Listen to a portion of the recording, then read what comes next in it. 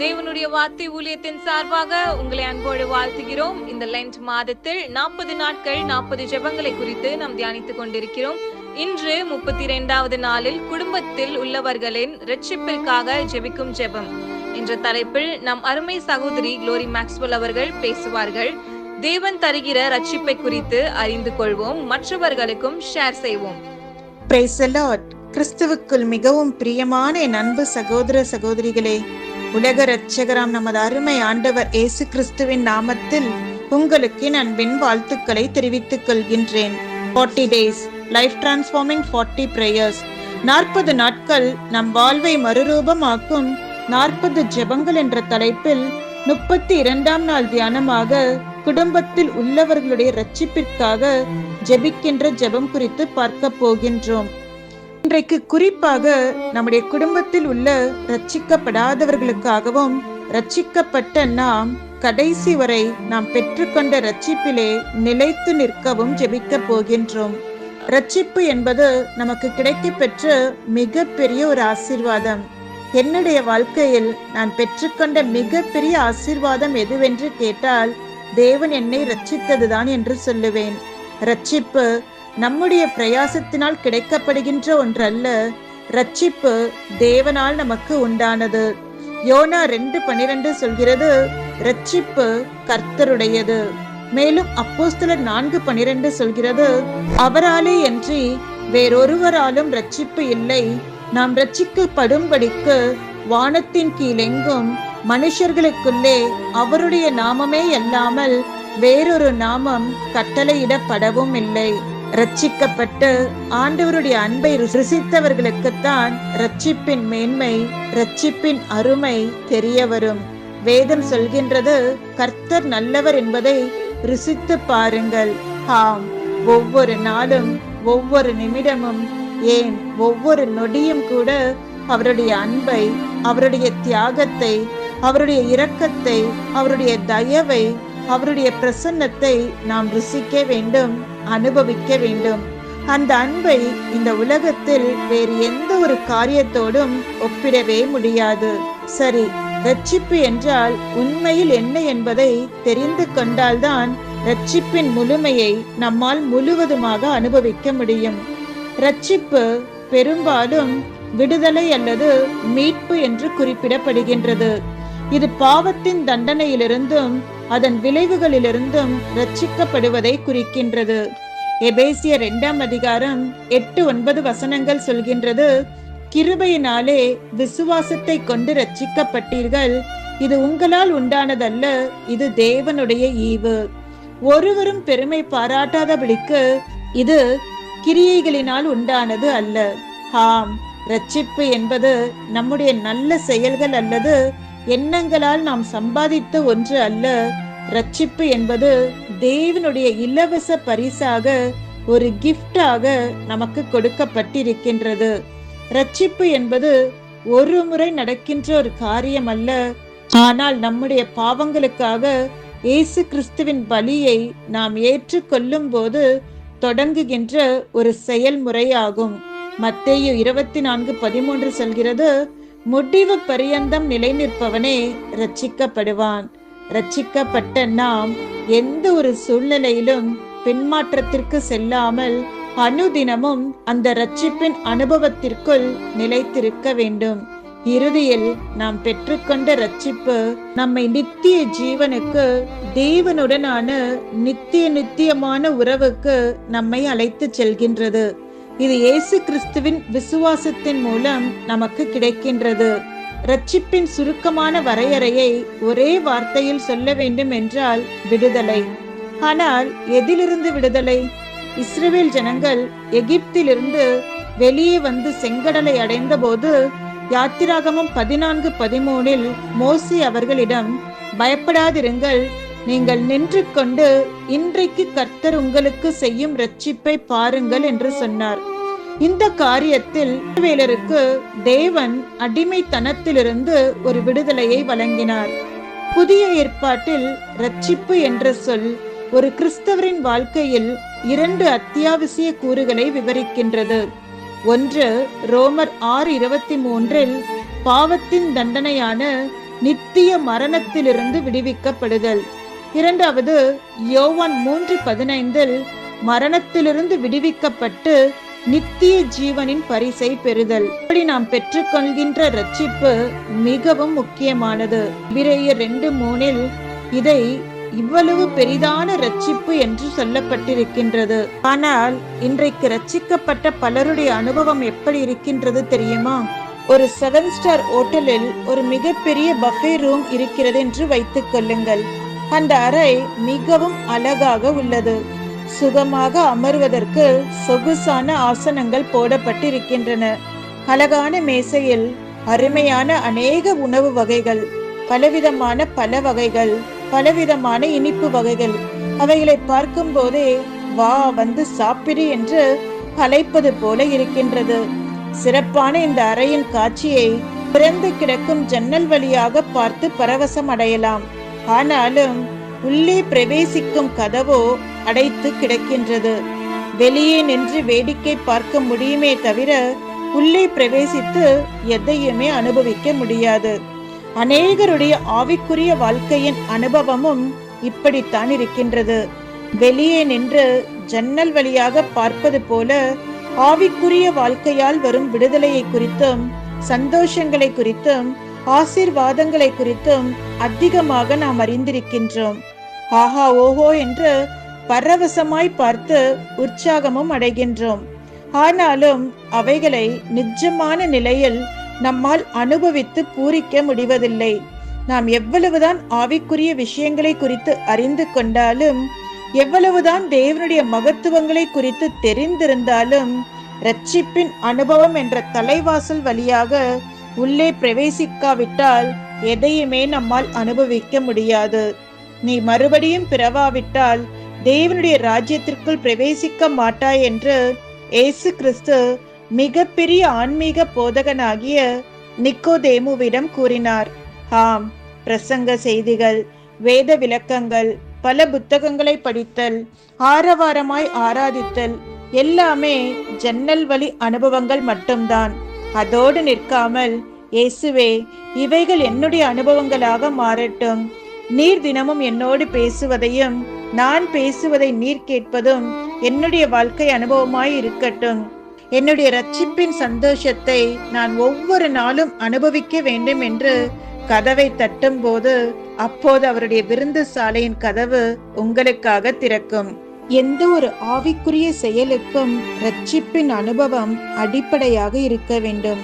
மறுபடியும் பிறத்தல் என்ற ஆவிக்குரிய அனுபவத்தை நமக்குள் எப்போதும் உறுதிப்படுத்திக் கொள்ள வேண்டும். ரட்சிக்கப்பட்ட நமக்கு பிஃபோர் கிரைஸ்ட், ஆஃப்டர் கிரைஸ்ட் என்ற அனுபவம் இருக்க வேண்டும். ஆவிக்குரிய ஜீவியத்தில் வருகின்ற மாற்றங்கள் மட்டுமல்ல, இவர்கள் கிறிஸ்துவை உடையவர்கள் என்பது நம்முடைய குணங்களில், எண்ணங்களில், செயல்களில், பேச்சுகளில், நடத்தைகளில் எல்லாவற்றிலும் வெளிப்பட வேண்டும். இன்றைக்கு நாம் பார்க்கின்ற ஒரு சிலர் ஒரு நன்மையை எதிர்பார்த்து இயேசுவை தேடி வருகின்றார்கள். தன்னை தேடி வந்த ஒருவரையும் கைவிடாத தேவன் அவர்கள் எதிர்பார்த்த நன்மையை கொடுத்துவிட்ட போதிலும் தொடர்ந்து இயேசுவிடம் வருவதற்கு ஒரு தயக்கம் காட்டுகின்றார்கள்.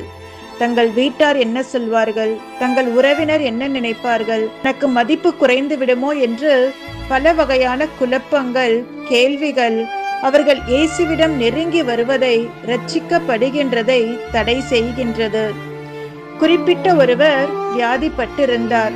அவர் தன்னுடைய வியாதியின் நிலையை உரிய நேரத்தில் கவனிக்காததாலும், சரியான மருத்துவர்கள் வழியாக சிகிச்சை பெற்று கொள்ளாததாலும் அந்த வியாதியிலிருந்து விடுதலை அடைவது அவருக்கு கடினமாகி விட்டது.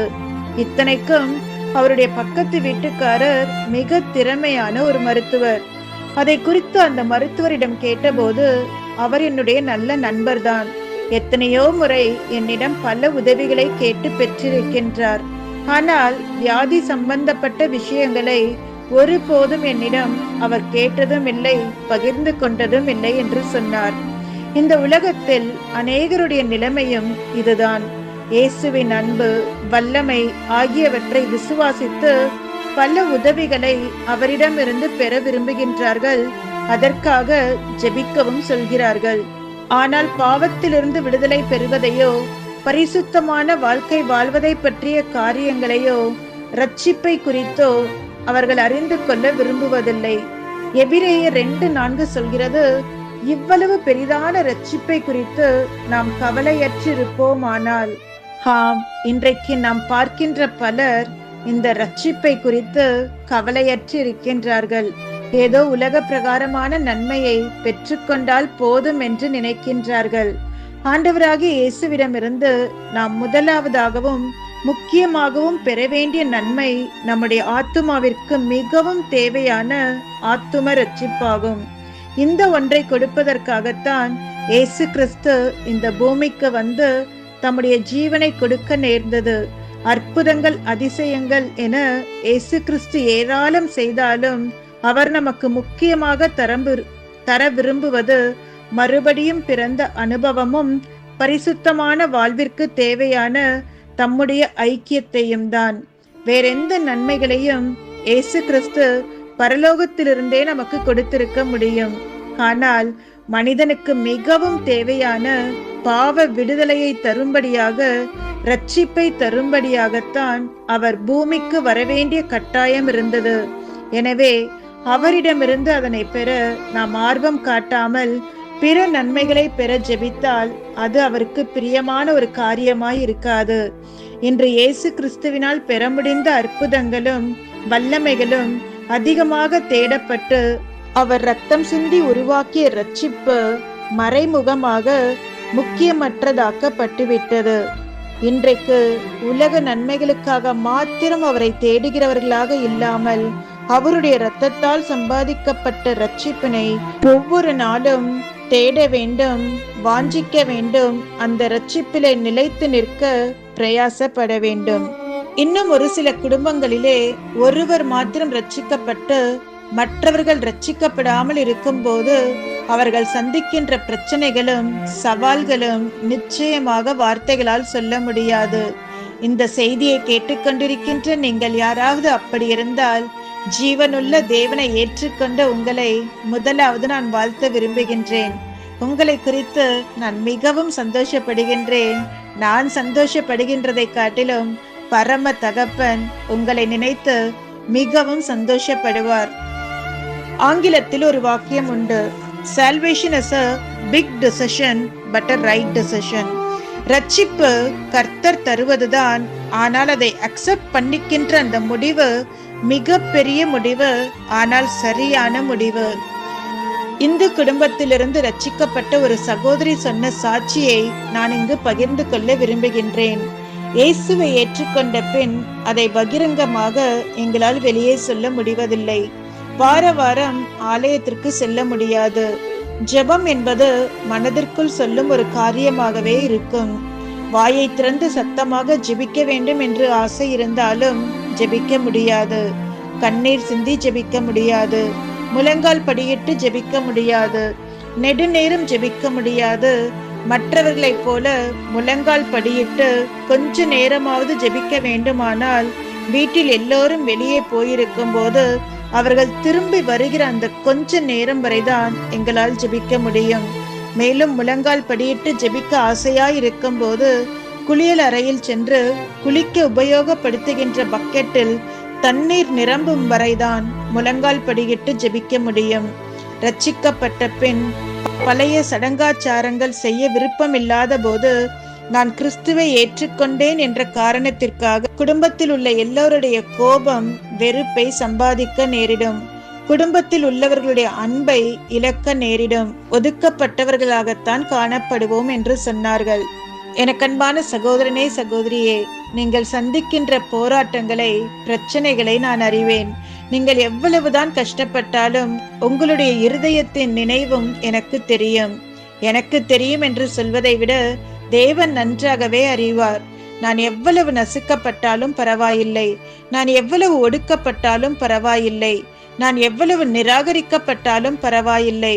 ஆனால் நான் அறிந்து கொண்ட இயேசுவை, நான் ஏற்றுக்கொண்ட இயேசுவை என் குடும்பமும் ஏற்றுக்கொள்ள வேண்டும்.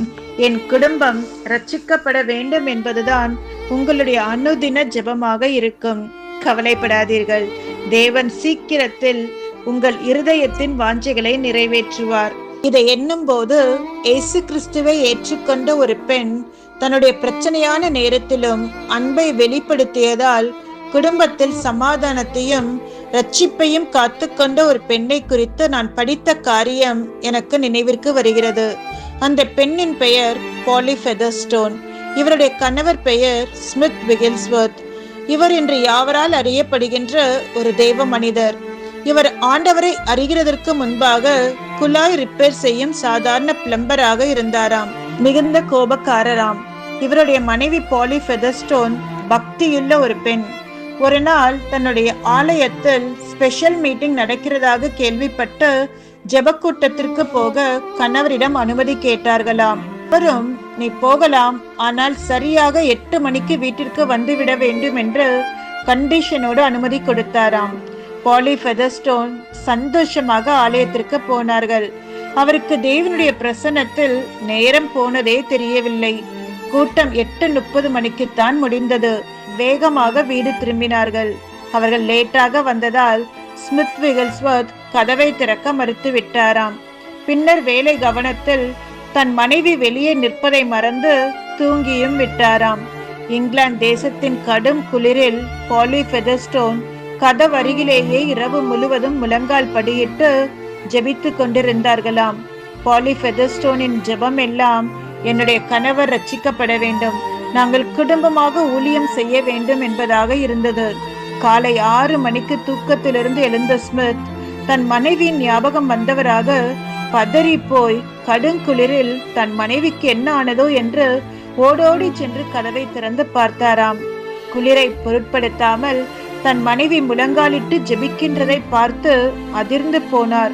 உங்களுக்கு அன்பே இல்லையா, பாசமே இல்லையா, மனசாட்சி இல்லாத மனிதர் என்று தன் மனைவி தன்னோடு சண்டை போடுவாள் என்று எதிர்பார்த்தார். ஆனால் அவர் மனைவியோ வேகமாக உள்ளே சென்று காஃபி போட்டு அவருக்கு கொடுத்துவிட்டு சந்தோஷமாக தன்னுடைய வேலைகளை செய்ய ஆரம்பித்தாராம். ஸ்மித் விகில்ஸ்வர்த் யோசித்தார், இது மனித தன்மைக்கு மேற்பட்ட ஒரு செயல். தன் மனைவி வணங்கும் தேவன் விசேஷித்தவர் என்று அறிந்து கொண்டாராம். பின்னாளில் ஸ்மித் விகில்ஸ்வர்த் இயேசு கிறிஸ்துவை தன் சொந்த இரட்சகராக ஏற்றுக்கொண்டார். விசுவாசத்தின் அப்போஸ்தலன் என்று அழைக்கப்படும்படி மாறினார். கண்பானவர்களே, இந்த ஸ்மித் விகில்ஸ்வர்த்தின் மனைவி தன்னை துன்பப்படுத்தின கணவரை அவர் பிரச்சனையாக எண்ணவில்லை. தன் பிரச்சனைகளை காட்டிலும் தன்னோடு கூட இருக்கின்ற தேவன் பெரியவர் என்று நம்பினார். அவர் தன்னுடைய கணவருக்கு சுவிசேஷத்தை சொல்லவில்லை, தன்னுடைய நல்ல கிரியையினாலே கணவருடைய இரட்சிப்பிற்கு காரணமானாள். கண்பானவர்களே, உங்கள் குடும்பத்தில் நடக்கின்ற சில காரியங்கள், பேசப்படுகின்ற வார்த்தைகள் உங்களை காயப்படுத்தலாம், உங்களை வேதனைப்படுத்தலாம், ஏன் உங்கள் பொறுமையை இழக்கத்தக்கதாக உங்களை கோபப்படவும் செய்யலாம். ஆனால் அதன் மத்தியிலும் சிலுவையில் இயேசு கிறிஸ்து உங்களுக்காக பட்ட பாடுகளை, கஷ்டங்களை, வேதனைகளை யோசித்து பாருங்கள். அவருடைய அன்பு உங்களை தேற்றும், உங்கள் காயங்களை ஆற்றும். ஆதலால் சோதனைகளை பார்த்து சோர்ந்து போகாதீர்கள். பொறுமையா இருந்து பாருங்கள். தேவனுடைய நல்குணங்களை வெளிப்படுத்தி பாருங்கள். தள்ளப்பட்ட கல்லாக இருக்கின்ற உங்களைத்தான் தேவன் உங்கள் குடும்பத்திற்கு தலைக்கு மூளைக்கல்லாக வைப்பார். உங்கள் குடும்பத்தில் ரட்சிக்கப்படாதவர்கள் ரட்சிக்கப்பட அவைகள் காரணமாக மாறும்.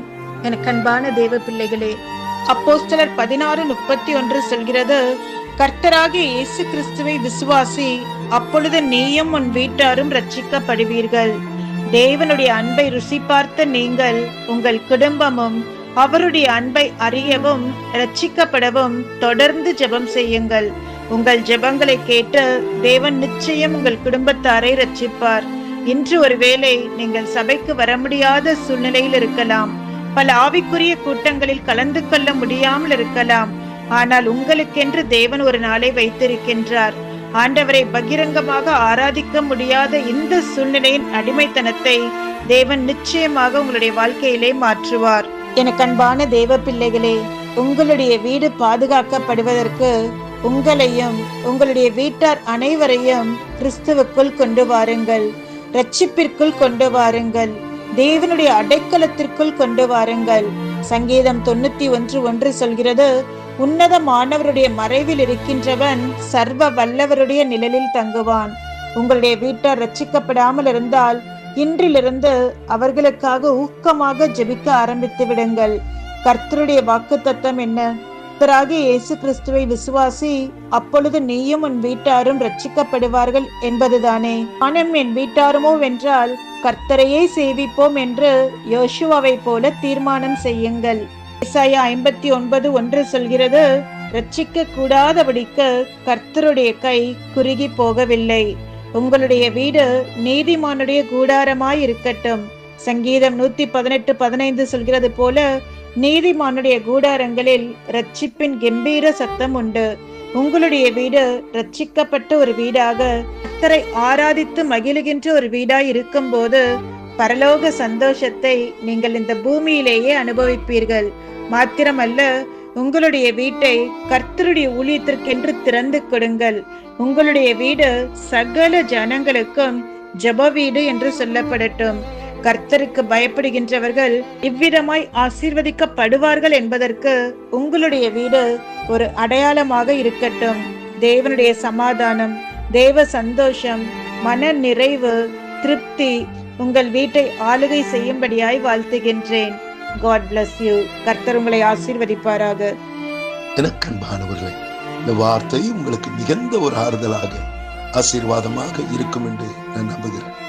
லென்த் காலத்தில் 40 நாட்கள் 40 ஜெபங்கள் என்ற தலைப்பிலே பேசப்படுகிற ஒவ்வொரு வார்த்தைகள் உங்களுக்கு ஆறுதலை தருகிறதாக, உங்கள் காயங்களை கட்டுகிறதாக, உங்களை செம்மையான பாதையிலே வழி நடத்துகிறதாக, உங்கள் ஜெப வாழ்க்கையை தட்டி எழுப்புகிறதாக இருக்கும் என்று நான் நம்புகிறேன். இன்றைக்கு ஒரு முக்கியமான ஒரு ஜெபத்தை குறித்து நாம் தியானித்தோம். குடும்பத்தின் ரட்சிப்புக்காக ஜெபம். ரட்சிப்பு, salvation. Salvation is free. ரட்சிப்பு நமக்கு இலவசம். ஆனால் அந்த ரட்சிப்பு நமக்கு கொடுக்கிறதுக்காக ஆண்டவராகிய இயேசு கிறிஸ்து தன் ஒவ்வொரு சொட்டு ரத்தத்தை சிந்தி நமக்காக விலைக்கிரியமாக சிலுவிலே பாடுகள் ஊடாக அவர் கொடுத்தார். எனக்கு அன்பானவர்களே, ரட்சிப்பு இலவசம்தான். ஆனால் அந்த ரட்சிப்புக்காக ஆண்டவர் சிலுவின் பாடுகள் ஊடாக நிந்தையும் அவமானங்களையும் கஷ்டங்களையும் நமக்காக சகித்தார் என்று நீங்கள் மறந்து போக வேண்டாம். ஆதலால் ரட்சிப்பு என்பது நாம் மற்றவர்களை காட்டிலும் பக்தி உள்ளவர்களாக இருந்ததால் நாம் ரட்சிக்கப்படவில்லை. நாம் மற்றவர்களை காட்டிலும் அதிகமாக ஜெபிக்கிறதால் ரட்சிக்கப்படவில்லை. நாம் மற்றவர்களை காட்டிலும் மிகுந்த நல்லவர்களாய் இருக்கிறபடினால் நாம் ரட்சிக்கப்படவில்லை. ரட்சிப்பு என்பது தேவனால் கொடுக்கப்படுகிற ஈவு. It's a gift from God. இப்படியாக கிருபையால் ரட்சிக்கப்பட்ட நாம் எவ்வாறாக இருக்கிறோம்? அந்த ரட்சிப்பை நாம் காத்துக் கொள்கிறோமா? கிஃப்டாக பெற்ற அந்த ரட்சிப்பை காத்துக் கொள்கிறோமா? தேவனுடைய குணங்கள், கிரியைகள் நம்மிடத்தில் வெளிப்படுகிறதா? ரட்சிக்கப்படுகிறது முந்தி பிந்தி செயல், பேச்சு, கிரியைகள் அவைகளிலிருந்து ஒரு மாற்றம் உண்டாயிருக்கிறதா என்று சற்று யோசித்து பாருங்கள். உங்கள் குடும்பத்திலே உங்களை ஆண்டவர் ரட்சித்திருக்கிறார். ஏன் தெரியுமா? நீங்கள் தான் உங்கள் குடும்பத்தை பராமரிக்கிற யோசேப்பாக ஆண்டவர் உங்களை தெரிந்து கொண்டிருக்கிறார். நீங்கள் தான் தாவீதை போல குடும்பத்துக்கு பேர் புகழை கொண்டு வருகிற நபராக ஆண்டவர் பார்க்கிறார். நீங்கள் தான் நோவா, வெளிப்பாடை பெற்றுக்கொண்டு குடும்பத்தை பராமரிக்கிற, குடும்பத்தை வழி நடத்துகிற நபராக ஆண்டவர் பார்க்கிறார். நீங்கள் தான் எஸ்தர், திறப்பிலிருந்து ஜெபிக்கும்படி ஆண்டவர் உங்களை முன்குறித்திருக்கிறார். கர்த்தருடைய பிள்ளையே, நீங்கள் ரட்சிக்கப்படுகிறதுக்கு ஆண்டவர் ஒரு திட்டத்தை வைத்திருக்கிறார், ஒரு நோக்கத்தை வைத்திருக்கிறார். இதற்கென்று ஒரு உயர்ந்த தரிசனம் இருக்கிறது. ஆண்டவர் உங்களை நம்புகிறார், ஆதல் தான் உங்களை ரட்சித்திருக்கிறார். இன்றைக்கு நம்ம யோசித்துப்பார், நம்முடைய கிரியைகள், நம்முடைய பேச்சு, நம்முடைய செயல்கள் அவர் நம்பிக்கையின் பாத்திரங்களாக நாம் இருக்கிறோமா என்று சற்று யோசித்துப்பார். ஒருவேளை ரட்சிக்கப்பட்டு இன்றும் ஆண்டவரை காயப்படுத்துகிற நபர்களாக இருப்போமானால், இன்று ஆண்டவரிடத்தில் மனம் திரும்பி கிட்ட சேர ஒப்பு கொடுப்போம். அவருக்கு பிரியமானதை செய்ய, அவருக்கு விருப்பமானதை செய்ய, அவருக்கு விருப்பமான வாழ்க்கை வாழ நம்மை அர்ப்பணிப்போம். எனக்கு அன்பானவர்களே, அதுதான் அவரை சந்தோஷப்படுத்தும். நம் கண்களை மூடி நாம் ஜெபம் செய்வோமா? ஜெபம் செய்வோம். அன்பும் இரக்கமுள்ள நல்ல தகப்பனே, இந்த வார்த்தைகளை கேட்டுக்கொண்டிருக்கிற ஒவ்வொருத்தரும் உடைய கருத்தில் வைக்க எங்களை கிருபையா ரட்சித்திருக்கிறேன். உங்களுடைய தயவினால் எங்களை ரட்சித்திருக்கிறேன். எங்கள் மேல் வைத்திருந்த அன்பின் நிமித்தம் எங்களை ரட்சித்திருக்கிறேன். உங்களுடைய மாறாத அன்புக்காக, உங்களுடைய தயவுக்காக, உங்களுடைய இரக்கங்களுக்காக நாங்கள் நன்றி செலுத்துகிறோம். இந்த நாளிலே ரட்சிக்கப்படாத எங்கள் குடும்பத்தில் இருக்கிற ஒவ்வொருக்காக நாங்கள் கண்ணீர் வடிக்கிறோம் அப்பா. ஒவ்வொருக்காக நாங்கள் ஜெபிக்கிறோம். ஆண்டவரே, ஒவ்வொருத்தரையும் தொடுங்க ராஜா. எங்களை கிருபையாக ரட்சித்தீர், அதே போல எங்கள் நண்பர்களை ரட்சித்திரும், எங்கள் குடும்பத்தாரை ரட்சித்திரும், எங்கள் உற்றார்களை ரட்சித்திரும், எங்களோடு வேலை செய்வர்களை ரட்சித்திரும், எங்களை சுற்றி இருக்கிற ரட்சிக்கப்படாத மக்கள் ரட்சிக்கப்பட உதவி செய்ய ராஜா. ஆமாம் சுவாமி, சிலுவை இல்லை என்றால் மன்னிப்பு இல்லை, மன்னிப்பு இல்லை என்றால் ரட்சிப்பு இல்லை, ரட்சிப்பு இல்லை என்றால் பரலோகமே இல்லை. ஆதலால் கடைசி வரைந்தும் நிலைத்திருப்பவனே ரட்சிக்கப்படுவான் என்று வார்த்தை சொல்கிறதை போல கடைசி மட்டும் ரட்சிப்பை காத்துக்கொள்ள, எங்களுக்கென்று நீ வைத்திருக்கிற ஜீவ கிரீடத்தை பற்றி கொள்ள அதற்கேற்ற பலனையும் ஞானத்தையும் அறிவை தாங்க. இந்த நாளிலே உம்மை நோக்கி பார்க்கிற ஒவ்வொருத்தருடைய கரத்தில் வைக்க உடைய நிறைவான கரம், உடைய ஆசீர்வதிக்கிற கரம், உடைய தேற்றுகிற கரம் தொடுவதாக. இஸ்ரவேல் தேவனிடத்தில் கேட்ட உன் விண்ணப்பத்தின்படி நான் உனக்கு கட்டிடுவேன் என்று சொன்னேன். எதை எதிர்பார்த்திருக்கிறார், எதை எதற்காக ஜெபித்துக் கொண்டிருக்கிறார், அதன்படியே ஒரு திருப்பத்தை, ஒரு மாறுதலை, நன்மையை கட்டிடுங்க. ஒரு எதிர்பார்த்த சுகம் கிடைக்கட்டும், அவர் எதிர்பார்த்த உயர்வுகள் கிடைக்கட்டும், அவர் எதிர்பார்த்த நன்மைகள் கிடைக்கட்டும், அவர் எதிர்பார்த்த ஆசீர்வாதங்களை சுதந்தரித்துக் கொள்ளட்டும் அப்பா. அப்படியே செய்ய போகிறதுக்காக நன்றி. பெரிய காரியங்களை செய்யுங்க. ஆமென், ஆமென். எனக்கு அன்பானவர்களே, இந்த வார்த்தையும் உங்களுக்கு மிகுந்த ஒரு ஆறுதலாக ஆசீர்வாதமாக இருக்கும் என்று நம்புகிறேன். உங்களுக்கு தெரிந்த அன்பானவரிடத்தில் ஷேர் பண்ணுங்க, ஃபார்வர்ட் பண்ணுங்க. அத்துடன் யூடியூப் சேனலை சப்ஸ்கிரைப் பண்ண மறந்து போக வேண்டாம். கீழ் உள்ள பெல் பட்டனை கிளிக் பண்ணுங்க. மேலும் இந்த செய்திகள் உங்கள் ஆசீர்வாதமாக இருந்தது அல்லவா? ஆதலால் யூடியூப்ல கமெண்ட் செக்ஷன்ல உங்களோட கமெண்ட்ஸும் பதிவு செய்யுங்க. அது அநேகருக்கு ஆசீர்வாதமாக இருக்கும். கர்த்தர் உங்களை ஆசீர்வதிப்பார். God bless you. Amen.